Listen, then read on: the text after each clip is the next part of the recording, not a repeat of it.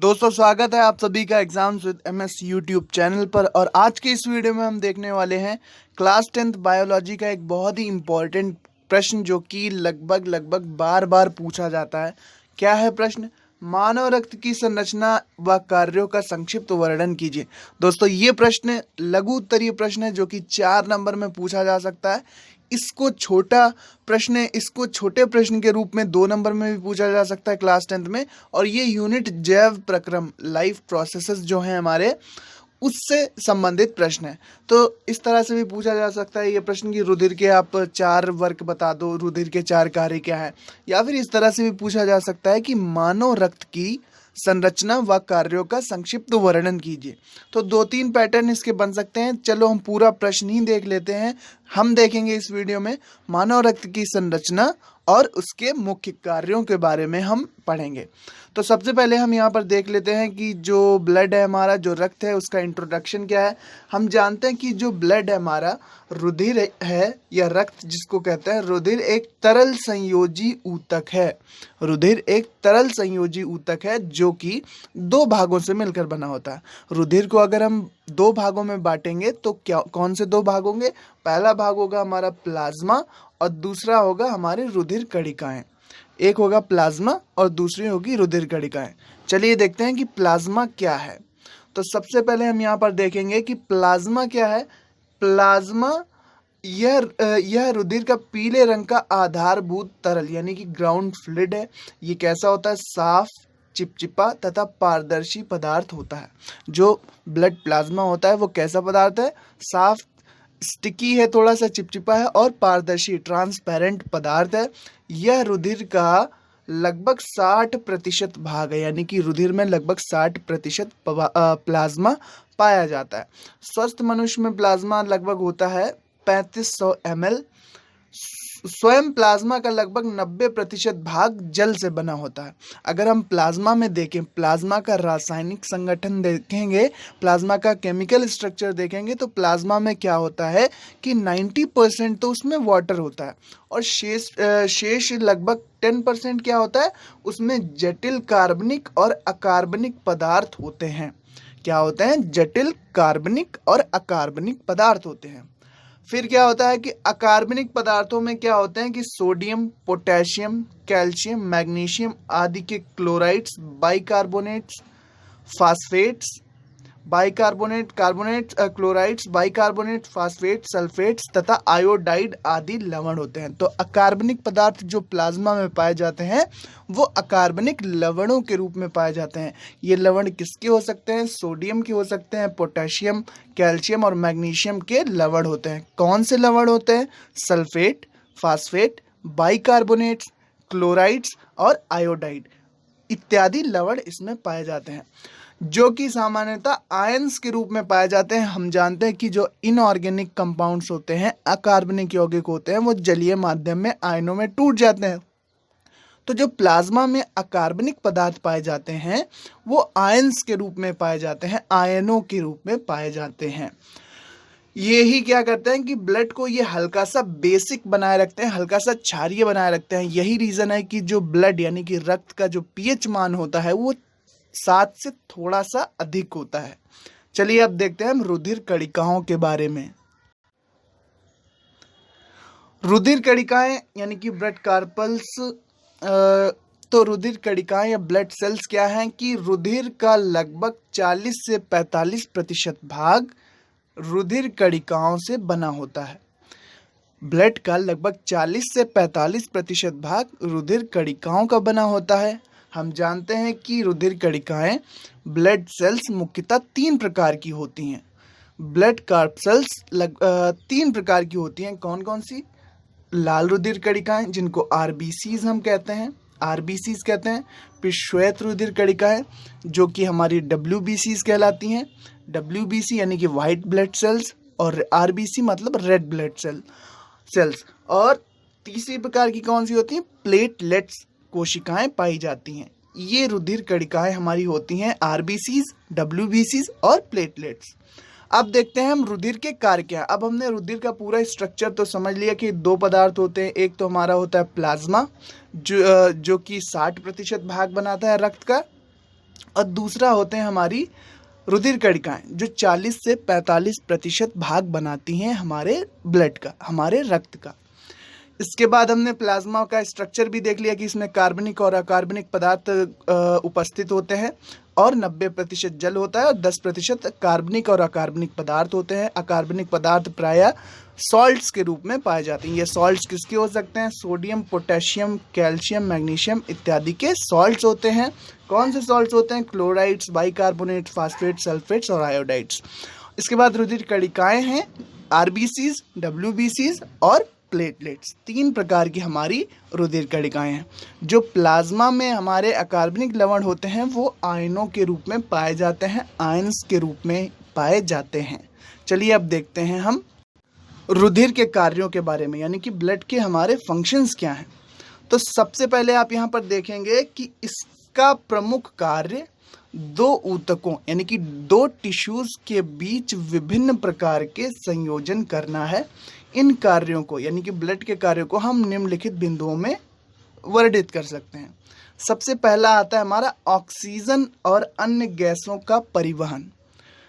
रुधिर का जो सबसे इम्पोर्टेंट कार्य है वो फर्स्ट हमारा कार्य है ऑक्सीजन और अन्य गैसों का परिवहन।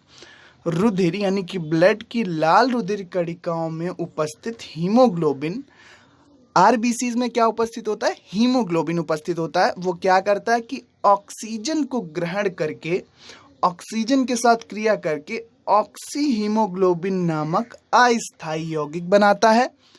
ऊतकों में पहुंचने पर ऑक्सी हीमोग्लोबिन टूट जाता है और क्या दे देता है? फिर ऑक्सीजन तथा हीमोग्लोबिन में बदल जाता है। इस प्रकार श्वसन के लिए ऊतकों यानी कि टिश्यूज को ऑक्सीजन मिल जाती है।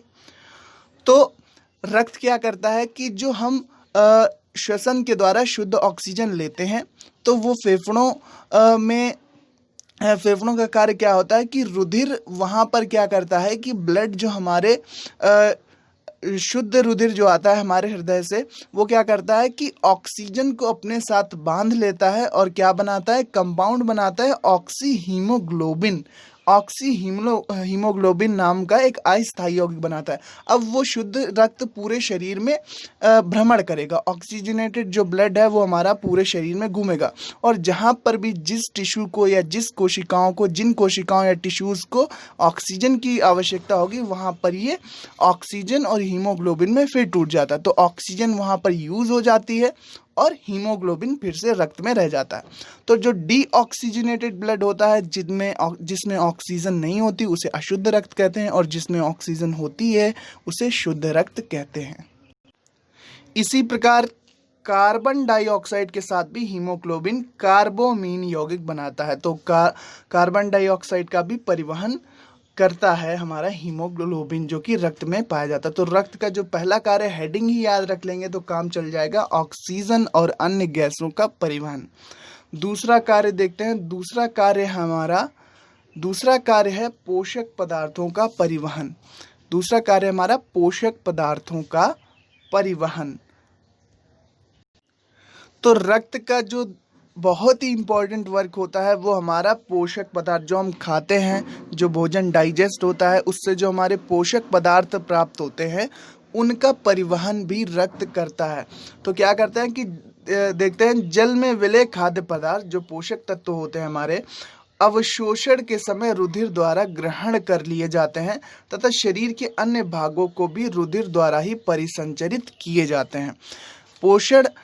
पोषक पदार्थों या पोषक तत्वों की आवश्यकता हमारे पूरे शरीर की हर कोशिका को है। तो रक्त क्या करेगा कि हर कोशिका में इन पोषक पदार्थों का परिवहन का कार्य करता है। आंतों से ये पदार्थ पहले यकृत में ले जाए जाते हैं, यकृत निर्वाहिका शिरा के द्वारा, हिपैटिक पोर्टल वेन के द्वारा। यकृत निर्वाहिका तंत्र होता है, जो हमारा भोजन आंतों में पचता है वहाँ पर उसका अवशोषण होता है। फिर वहाँ से कहाँ जाता है? रुधिर के द्वारा ये पदार्थ, पोषक पदार्थ कहाँ ले जाए जाते हैं? यकृत में। यकृत में इन पोषक तत्वों की मात्रा तथा स्वरूप निश्चित करके रुधिर द्वारा सभी ऊतकों को भेजा जाता है। सभी ऊतकों को फिर पोषक पदार्थ भेज दिए जाते हैं। कहाँ से भेजे जाते हैं? यकृत से। तो ये हमारा कार्य है दूसरा बहुत ही इंपॉर्टेंट, पोषक पदार्थों का परिवहन। हेडिंग याद कर लीजिए, बाकी हम लिख सकते हैं। पहला था हमारा ऑक्सीजन और अन्य गैसों का परिवहन, दूसरा है पोषक पदार्थों का परिवहन। अब तीसरा देखते हैं उत्सर्जी पदार्थों का परिवहन। रक्त उत्सर्जी पदार्थ जो होते हैं हमारे शरीर के, उनका भी परिवहन करता है। तो शरीर में होने वाली अनेक प्रकार की उपापचयी मेटाबॉलिक जो रिएक्शन होती हैं, उपापचयी क्रियाओं के फलस्वरूप अनेक हानिकारक उत्सर्जी पदार्थ बनते रहते हैं। इनमें नाइट्रोजन यौगिक प्रमुख होते हैं। इन्हें रुधिर क्या कहता है कि पहले यकृत में तथा बाद में यकृत से वृक्कों यानी कि किडनीज में पहुंचाता है। किडनी या वृक्क इन्हें रुधिर से छानकर मूत्र के रूप में बाहर निकाल देता है। श्वसन अंगों यानी श्वसनांगों से कार्बन डाइऑक्साइड भी प्रमुखतः रुधिर के प्लाज्मा द्वारा फेफड़ों तक पहुंचाई जाती है। तो ये कितना इंपॉर्टेंट वर्क है हमारे ब्लड का कि उत्सर्जी पदार्थों का कैसे निष्कासन करना है, उसमें भी ये सबसे ज़्यादा इम्पॉर्टेंट रोल प्ले करता है। हमारा ब्लड जो हमारा रक्त होता है वो उत्सर्जी पदार्थों का परिवहन करता है और उनके निष्कासन की जो पूरी प्रक्रिया है उसमें बहुत ही इम्पॉर्टेंट रोल प्ले करता है। नेक्स्ट है हमारा अन्य पदार्थों का परिसंचरण। जो रक्त होता है वो अनेक प्रकार के पदार्थों जैसे हार्मोन्स, एंजाइम्स और एंटीबॉडीज, ये सब हमारे शरीर के लिए बहुत ही इंपॉर्टेंट पदार्थ हैं। हार्मोन्स हों तो वो सभी उपापचयी प्रक्रियाओं को क्या करते हैं, नियंत्रित करते हैं।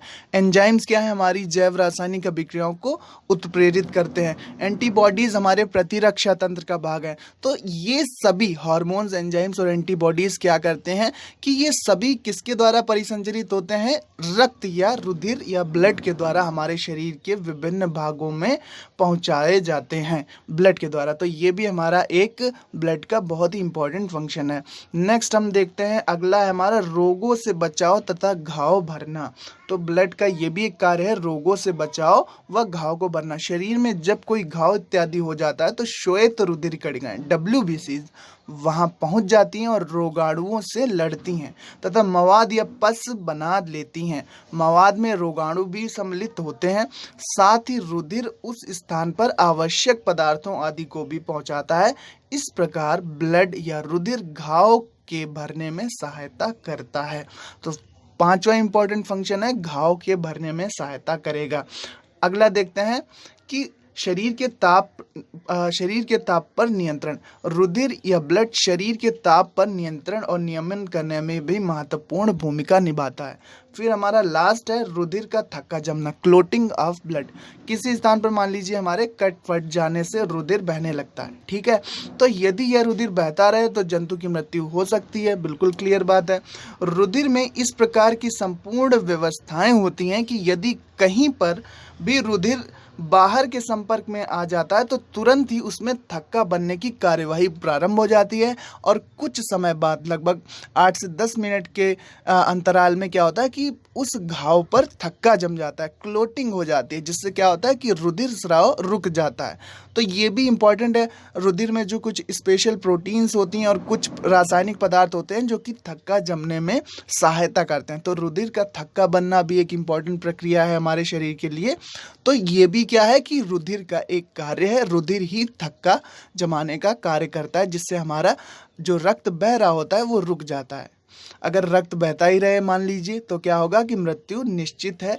तो ये सभी हमारे कार्य थे ब्लड के, जो कि सभी इंपॉर्टेंट वर्क हैं। क्या है, रुधिर का थक्का बनना, शरीर के ताप पर नियंत्रण, इसके बाद है रोगों से बचाव और घाव को भरना, और अन्य पदार्थों जैसे हार्मोन्स, एंजाइम्स और एंटीबॉडीज का परिसंचरण भी।